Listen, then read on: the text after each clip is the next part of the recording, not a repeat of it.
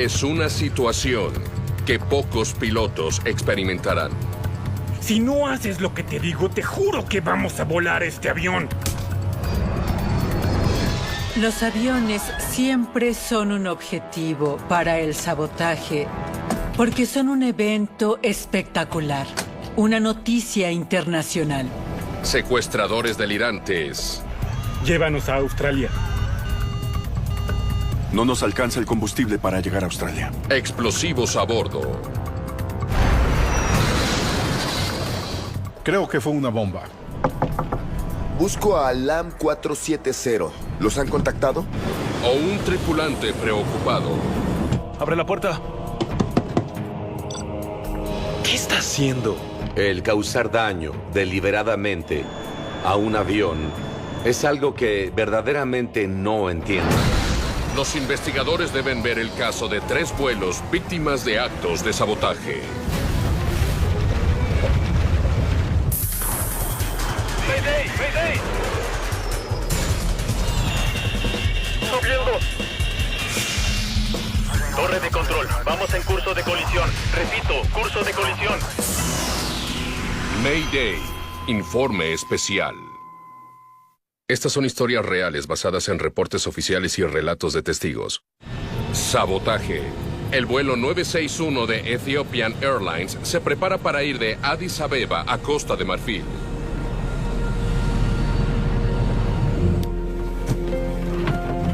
El nombre de su capitán del Boeing 767 es Leul Abate. El tanque central está en 0. El del ala derecha es de 7.200 kilogramos.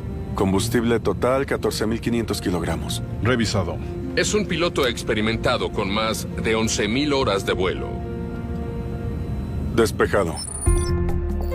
El vuelo 961 hará escala en Nairobi, Brazzaville y Lagos antes de llegar a su destino, Abiyán.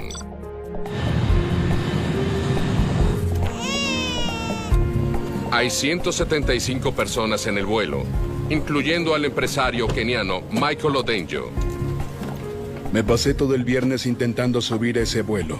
Intenté cada hora. La realidad es que a veces pienso que yo me puse en esa situación. 80 nudos. Revisado. El primer oficial es Jonas Mekuria. B1.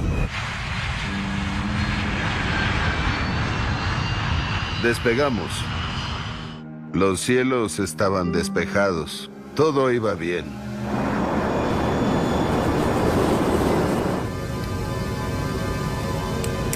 A los 20 minutos, 3 jóvenes abandonan sus asientos.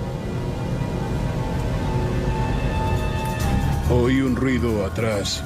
Alguien gritó y cuando miré, él corría hacia adelante, empujando a las azafatas. Oí la puerta de la cabina abrirse con un boom. Los hombres toman el hacha de emergencia y el extintor. ¡Salgan! ¡Salgan! Si no haces lo que te digo, vamos a hacer que estalle este avión. El primer oficial toma asiento con los pasajeros. En la cabina, los secuestradores piden algo imposible. Llévanos a Australia. ¿Qué? ¡Que nos lleves a Australia! No alcanza el combustible para llegar a Australia. El 767 tenía combustible para ir a Nairobi, a 3 horas y media de distancia. Pero los secuestradores consultaron la revista del avión, que indica el tiempo máximo de vuelo del avión 767. Dice 11 horas. No toma más de 10 horas llegar a Australia. No tenemos 10 horas de combustible. ¡Es mentira! ¡Es mentira! Pensaron que mentía. Ellos creían que el avión podía llegar hasta Australia. Tengo una bomba. Sí. Si no haces lo que te digo, te juro que vamos a volar este avión. Abate está atrapado. Si lucha contra ellos, podrían explotar el avión. Si los obedece, se quedará sin combustible. Pensé que no era una bomba real, pero no había forma de saber eso. Si yo no logro sobrevivir, los demás tampoco, es todo. A Abate se le ocurre un plan, que en vez de girar al este, seguirá al sur. Seguí todo el perímetro de la costa africana, porque en caso de que pasara algo, entonces podríamos aterrizar con seguridad. La mayoría de las ciudades están por la costa. Los secuestradores se dan cuenta. Aún veo tierra. ¡Gira el avión! El capitán Abate tiene que girar. Pero necesita otro plan. Tenía un atlas. Lo saqué y vi la isla de Comoras.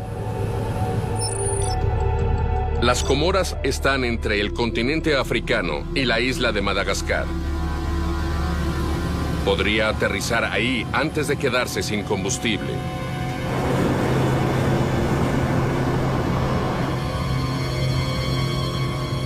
Tres horas después, suena una alarma. La alarma indica que queda menos de media hora de combustible.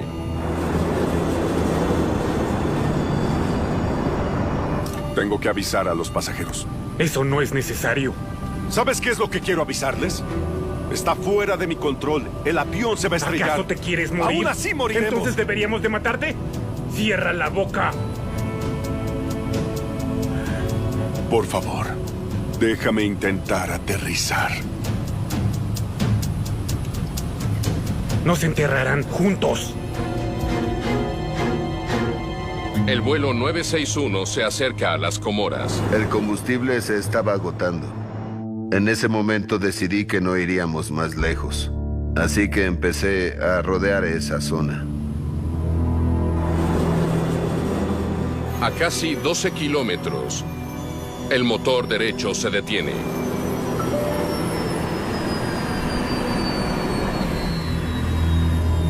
Damas y caballeros, les habla su capitán. Acabamos de perder un motor. Tendremos un aterrizaje forzoso. Fue entonces cuando nos dimos cuenta de que era una situación de vida o muerte.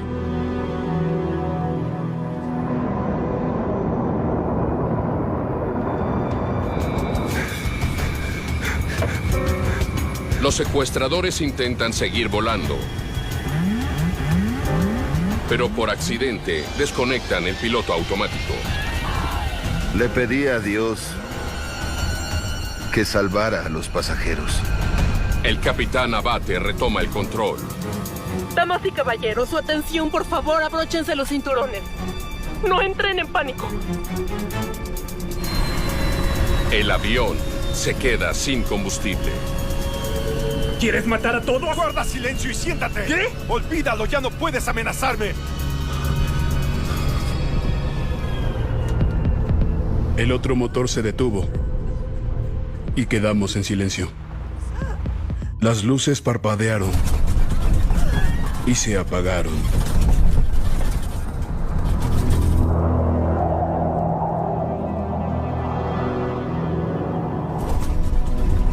Los motores se apagaron. Eso es todo. ¿Es lo que querías? Sin la energía de los motores, la computadora, el piloto automático y lo demás falla.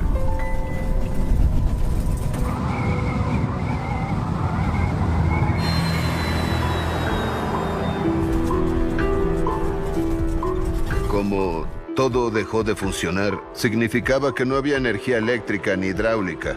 Los controles eran pesados. El capitán no puede desplegar los flaps para llevar el avión más lento. Aterrizará a una velocidad peligrosa. Nadie está entrenado para aterrizar y amarizar con potencia. Para volar sobre el agua, necesitas de algunos instrumentos, con los que yo no contaba. Al planear, pierde rápido la altitud. Con los motores apagados, el avión se va a caer y solo importa dónde. Y eso dependerá del piloto que esté al mando.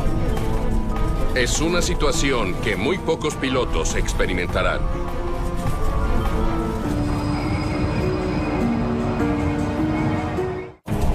Secuestrado en la cabina y sin combustible, el capitán no tiene otra opción que aterrizar el vuelo 961 en el Océano Índico. Mantengan la calma. Durante el aterrizaje de emergencia, pónganse los chalecos, pero no los inflen. Algunos pasajeros inflan sus chalecos a pesar de las instrucciones. En el caos, el primer oficial Mecuria regresa a la cabina. Toma los controles. Ayúdame. Les dijimos, escuchen, estamos en las últimas. Ordenamos que se sentaran y se abrocharan los cinturones. Todos se negaron.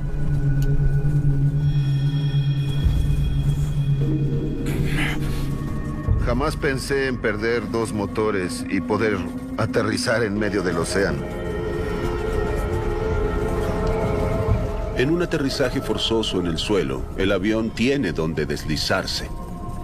Esa superficie no existe cuando lo hace en el agua. El avión va a tratar de detenerse por completo. Yo amaba a ese avión. Incluso hablaba con él. Le dije, puedes lograrlo, yo lo sé. Yo le hablaba al avión. En la playa, los turistas filman el avión mientras se acerca al agua.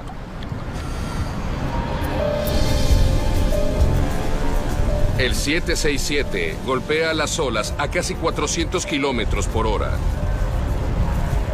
Tocar el agua fue muy violento.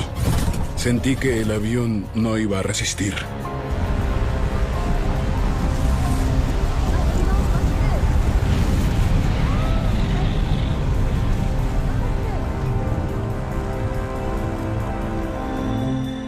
La cabina y la cola se rompieron, nos estábamos hundiendo.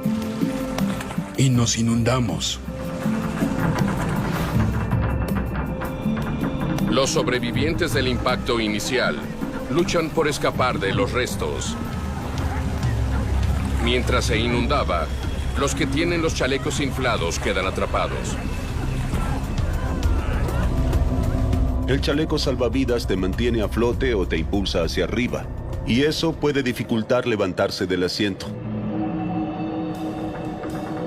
Muchos de ellos se ahogan en la cabina.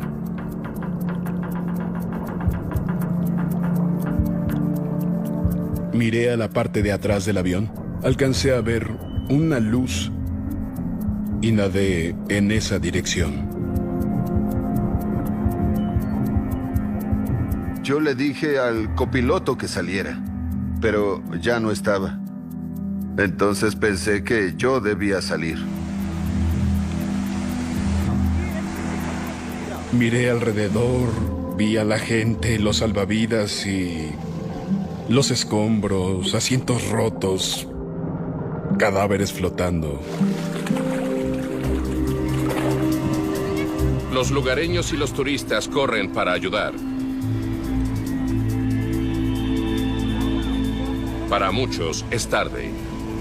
De 175 personas a bordo, solo 50 sobreviven. Habrían muerto más si el capitán hubiera aterrizado más lejos.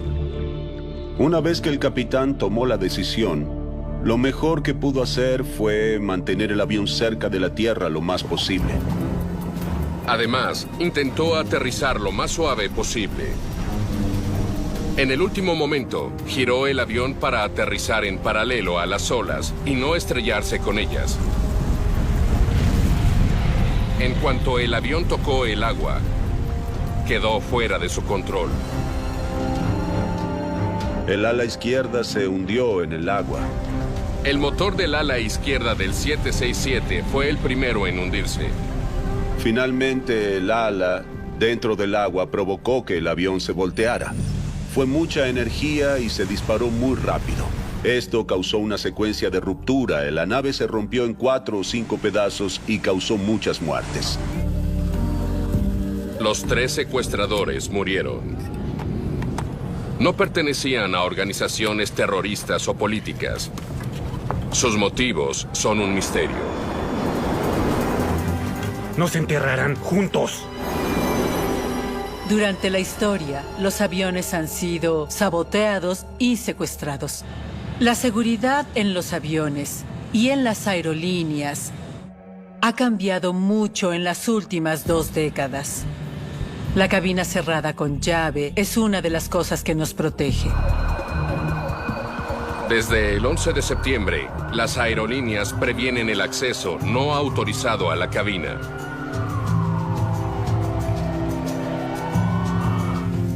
El capitán Leul Abate y el copiloto, Jonas Mercuria, recibieron elogios por sus acciones en el vuelo 961.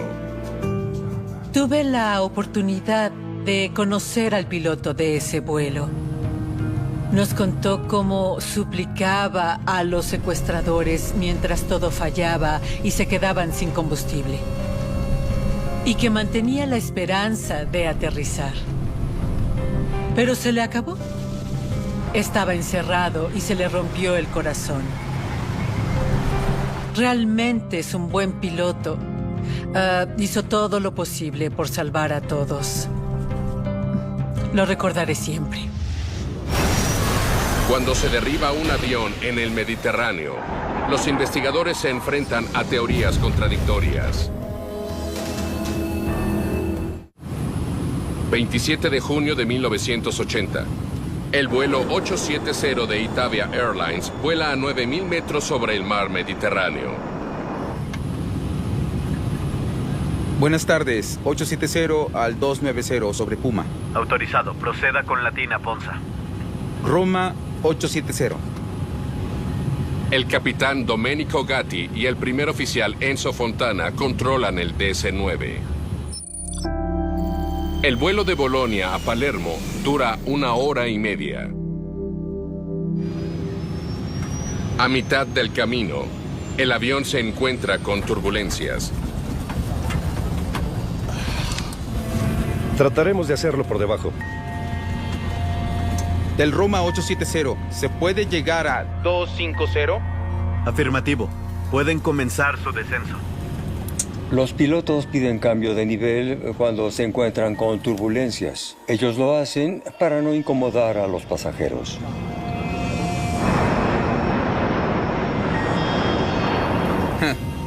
Listo, ya quedó. Bien, llame al descender. Gracias por todo. Llamaremos para descender. 870.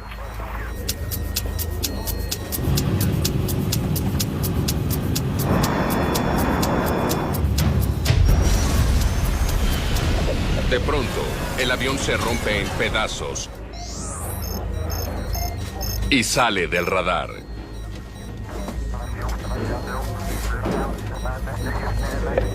Itavia 870, Roma. Itavia 870, Roma.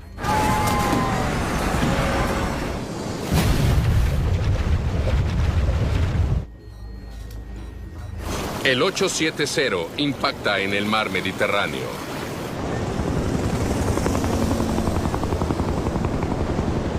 Pronto los equipos de rescate confirman lo peor. Los 81 pasajeros y la tripulación murieron. ¿Por qué este avión moderno cayó tan súbitamente?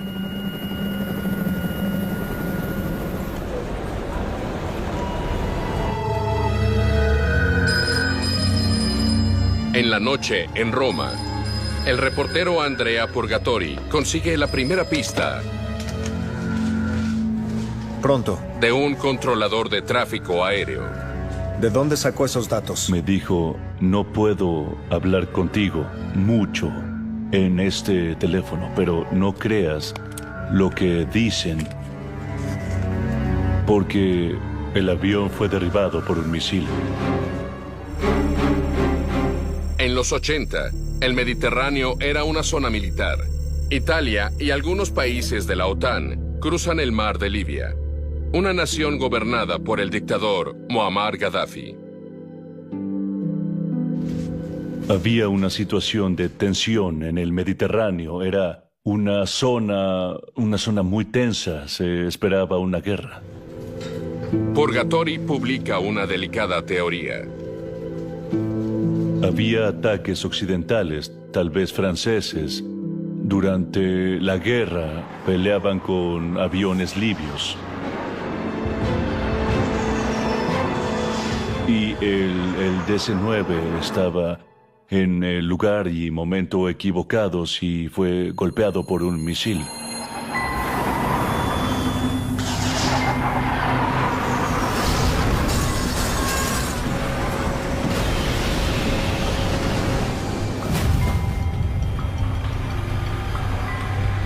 El gobierno italiano hace su investigación. ¿Esto es todo lo que hay? Los primeros investigadores no tenían mucho que ver porque no había muchos restos. La mayoría sigue en el fondo del mar. Los investigadores esperaban que los datos del radar proporcionaran algunas respuestas. Muy bien. Contactan a John McIdul. Bueno, veamos qué es lo que resulta. Él es miembro de la Junta Nacional de Seguridad del Transporte de Norteamérica, expiloto de la Marina y experto en radares. El DC-9 va al sur. Estudia una versión mejorada con base al radar del vuelo. Parece que se rompió aquí. Estas son las piezas. El radar funciona rebotando ondas de radio en los objetos.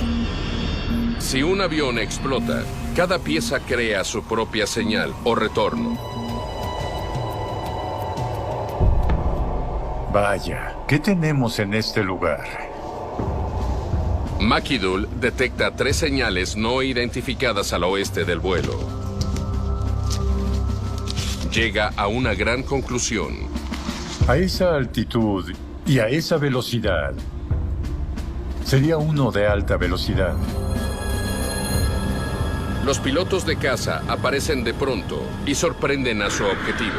El Itavia 870 había volado en medio de una pelea.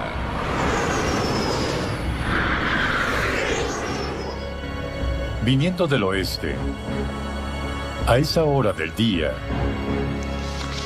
no podrían verlos.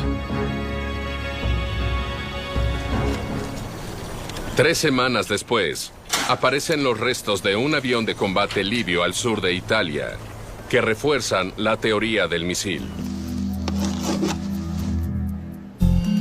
Pudo ser un misil.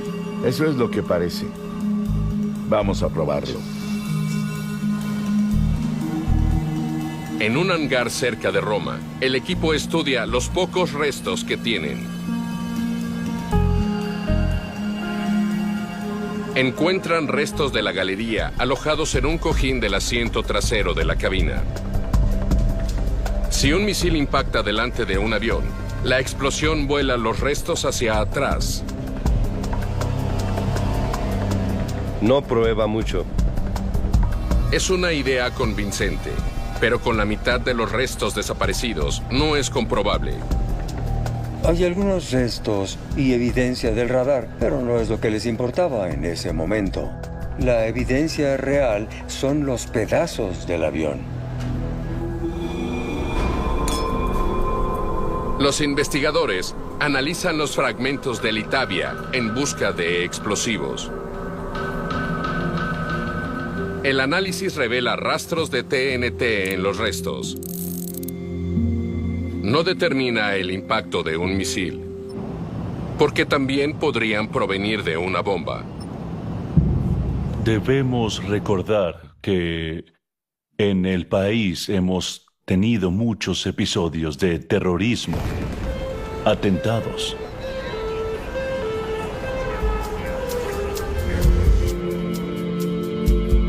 Las pruebas circunstanciales apuntan a un misil o a una bomba, pero no están seguros de cuál es.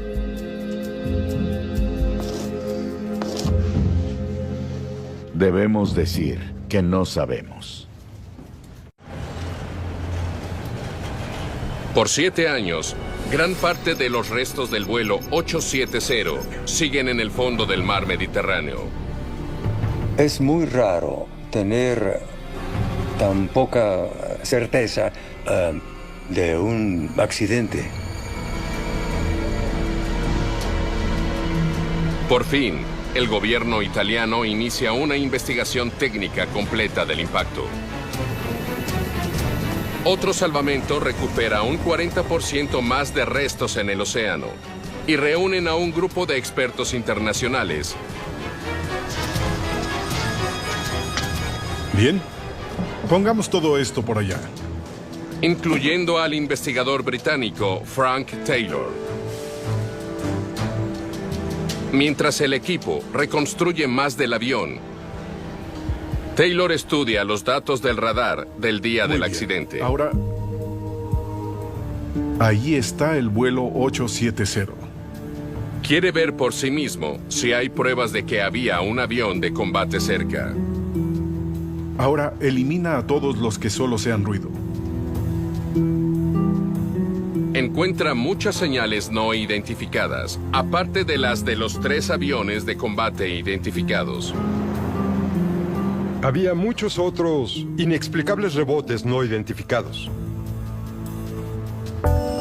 Taylor concluye que lo que McAdoo pensó que era otro avión son restos del vuelo 870 al explotar. Bueno, te diré que este es el avión, nuestro avión. Y todos estos son solo escombros. La evidencia del radar de otro avión ha sido descartada, pero aún no comprueba que hubiera una bomba a bordo. Necesitamos más. Los investigadores inspeccionan el fuselaje reconstruido. Taylor se percata de algo extraño cerca de la parte de atrás del avión. Algo no está bien.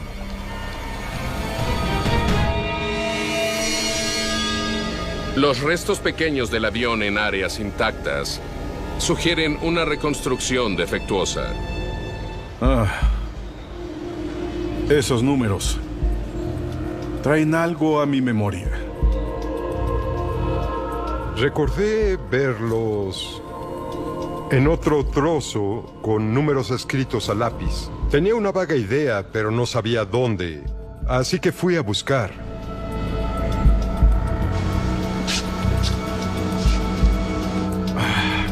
¡Lo tengo! ¿Puedes sacar esa pieza, por favor? Y eventualmente lo encontré en el fuselaje delantero, y los números iban consecutivamente desde la pieza en el fuselaje delantero hasta atrás. Veamos. Un poco más abajo, más abajo, más abajo, más abajo. ¡Allí es! Allí es donde pertenece. Perfecto.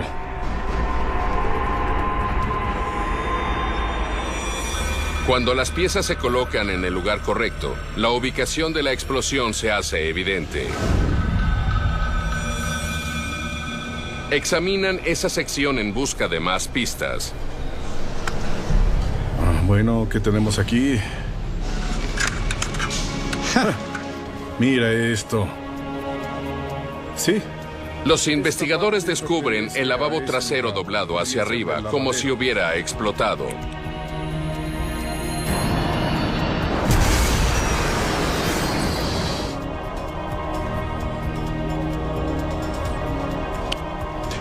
Creo que fue una bomba. Para confirmar las sospechas, ellos colocan explosivos dentro de un lavabo trasero tomado de otro DC-9.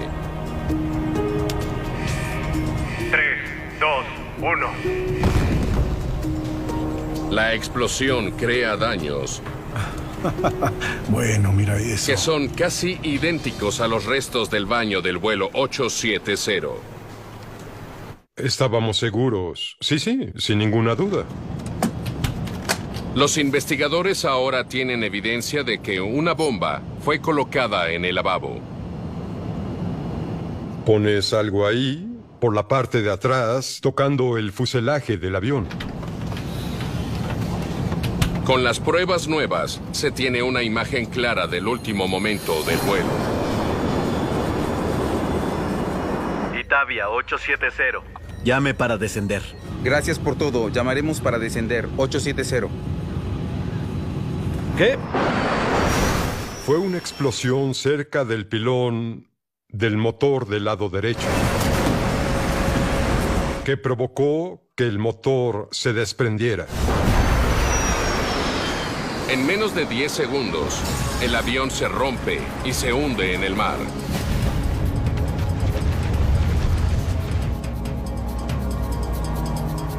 En el 94, después de 4 años de trabajo, el equipo de Frank Taylor informa que una bomba explotó el vuelo 870.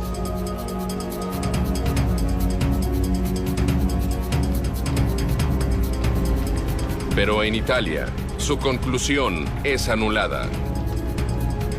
El Poder Judicial en Italia encontró los hallazgos de Taylor inconvenientes, así que decidieron no publicarlo. En 2013, mientras se asigna la responsabilidad financiera, el más alto tribunal de Italia dictamina que un misil desconocido derribó el vuelo 870 de Italia. Para el investigador Frank Taylor, las pruebas dicen otra cosa. Y descubrimos que alguien había colocado una bomba ahí, pero finalmente nadie en la parte legal nos creyó. Como ingeniero e investigador, no veo el por qué considerarían otra cosa que no sea la verdad.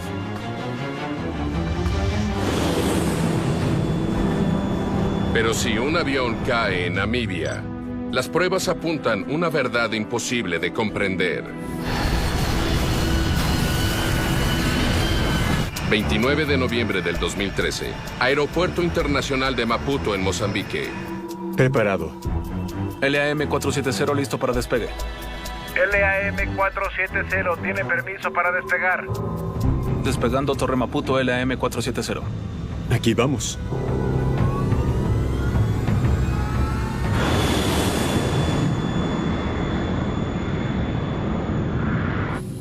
El capitán Herminio dos Santos Fernández, de 49 años, comanda el vuelo LAM-470. Es de los más experimentados de la aerolínea. Sube los flaps. Flaps arriba. El primer oficial Gracio Gregorio Chimuquile, de 24 años, está empezando su carrera.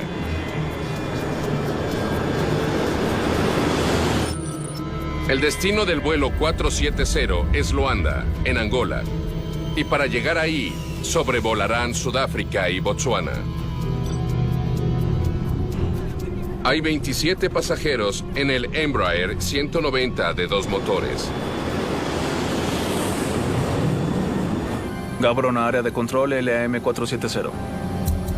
45 minutos después, entran en el espacio aéreo de Botsuana. Los pilotos se reportan al centro de control de Gaborone. LAM-470, Gaborone. Informen su hora estimada de llegada a Gram. En 1 hora. Gaborone, LAM-470. Recibido. Estaremos en Agram a las 10:20. Le llamaremos al llegar. Los pilotos confirman que avisarán al llegar a la frontera entre Botsuana y Angola.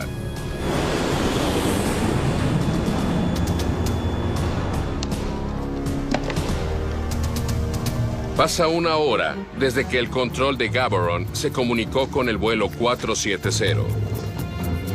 Deberían estar cerca de Angola. LAM-470, Gaborone. Continúe con el control de Luanda, frecuencia 18.88.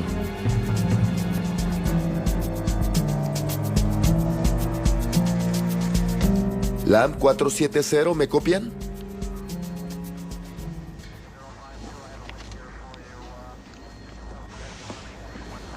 El controlador contacta con el control de Luanda, de Angola, para ver si saben de la tripulación.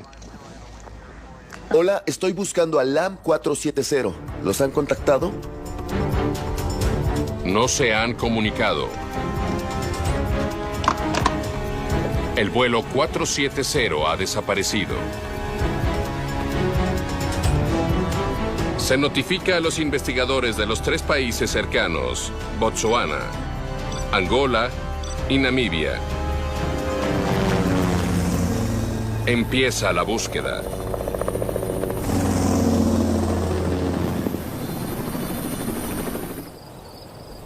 Al día siguiente, los guardias forestales del Parque Nacional de Bwabwata, en Namibia, encuentran los restos del vuelo.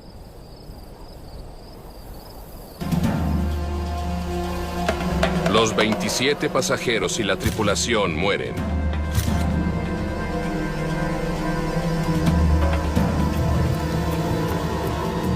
Los investigadores de Namibia buscan entre los escombros. Ahí fue el impacto.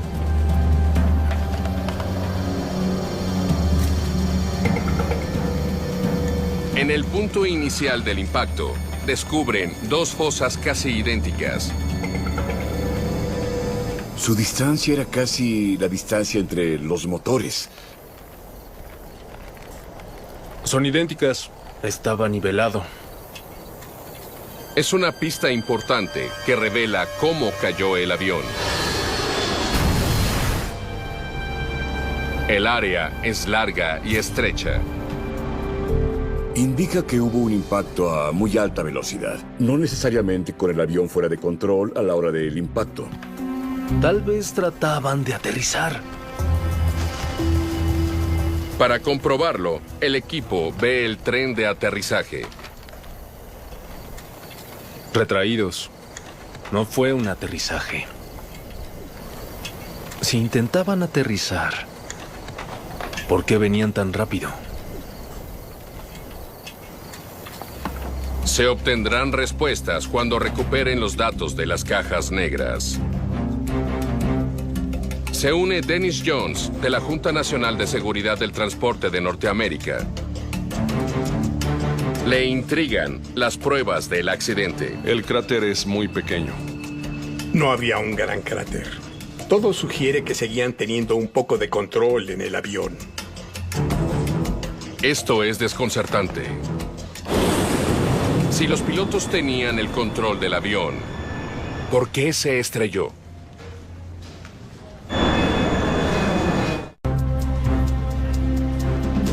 Dos semanas después del impacto, los datos del vuelo y las grabadoras de voz están listos para su análisis en Washington, D.C.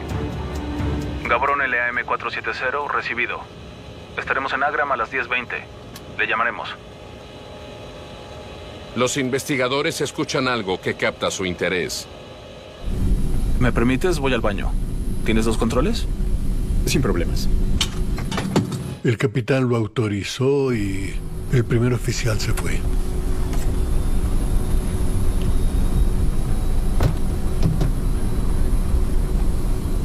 Después de eso, solo silencio.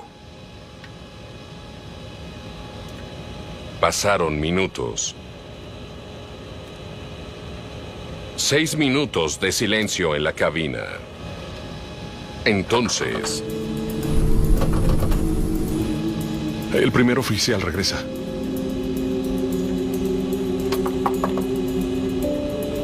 Se oyen golpes en la puerta.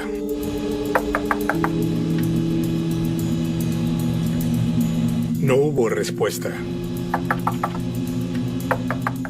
Comenzaron a ser más y más repetitivos. Capitán, ábrame.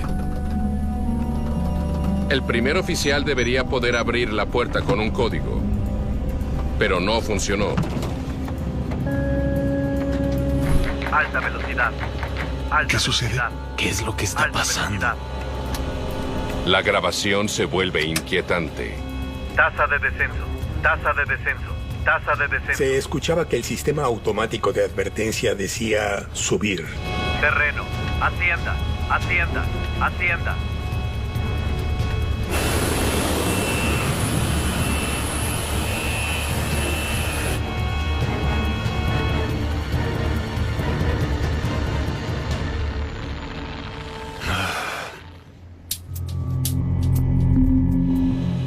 Aísla al capitán y sube el volumen. ¿Lo oigo respirar?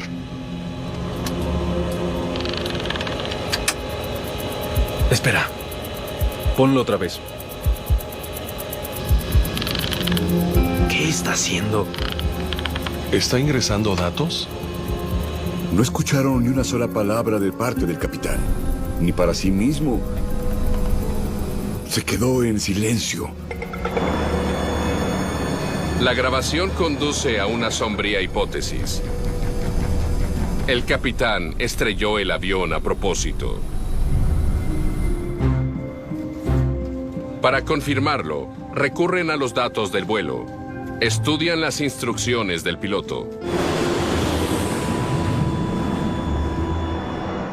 Aproximadamente 3 minutos después de que el primer oficial se va, la altitud se ajusta 3 veces, ordenando al avión que descienda a una altitud de 180 metros sobre el nivel del mar. Esos son los ruidos.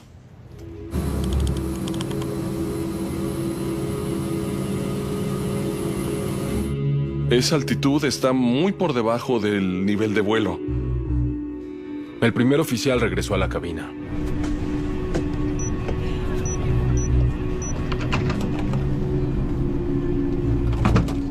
¿Te das cuenta? El capitán no abre. Debió anular el código de seguridad. Luego, desactivó el acelerador automático y empezó a descender.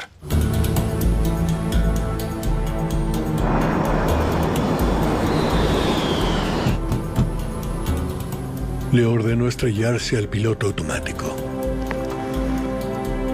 Sus entradas muestran que tenía un conocimiento muy profundo de la aeronave.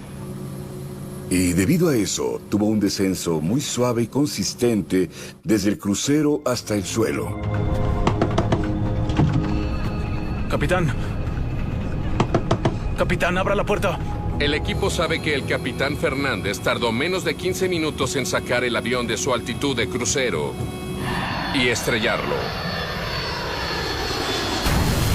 Esa fue una acción deliberada. ¿Por qué haría eso el piloto? Para saberlo, el equipo indaga en la vida del capitán. Los investigadores encontraron varios traumas en su historial. ¿Problemas cardíacos? Los investigadores se enteran de que su hija fue operada del corazón y que su hijo mayor se había suicidado. El aniversario de la muerte del hijo coincidió perfectamente con el del accidente.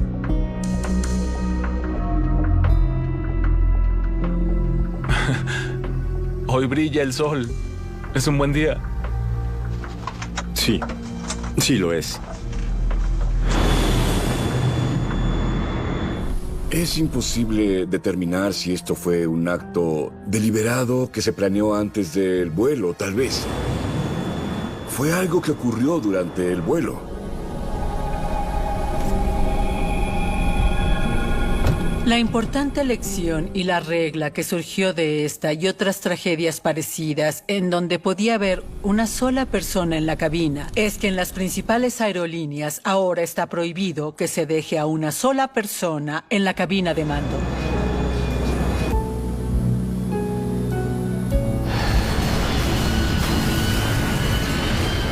Los actos deliberados, ya sea por una organización terrorista, un secuestrador o un piloto con una condición mental, son sumamente raros. La seguridad de los aeropuertos ha mejorado de forma notable, no solo para los pasajeros, también ha mejorado para los aviones.